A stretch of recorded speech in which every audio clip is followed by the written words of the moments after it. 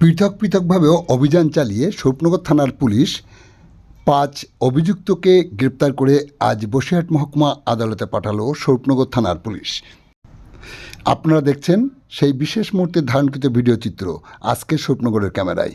তথ্যবিন্যাসে আমি সৈয়দ রেজনুল হাবিব আপনাদেরকে সাধুবাদ জানাই।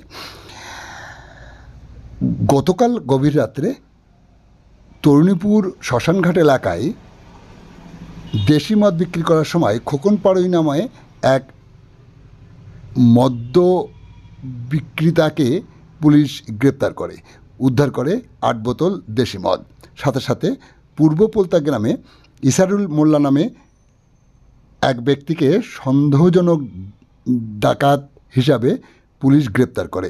অন্যদিকে সঞ্জিত রায় ও পিন্টু সরকার, যাদের বাড়ি পুবালি এলাকায়, দীর্ঘদিন তারা মারামারির অভিযুক্ত। এই অভিযুক্তরা পুলিশের চোখ ফাঁকি দিয়ে এলাকায় ঘুরে বেড়াচ্ছিল। গোপন সংবাদের সূত্র ধরে পুলিশ তাদেরকে গতকাল রাত্রে গ্রেপ্তার করে।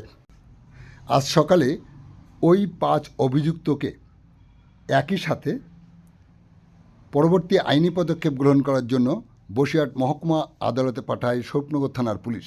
যে ছবি দেখছেন আপনারা আজকের স্বরূপনগরের ক্যামেরায়।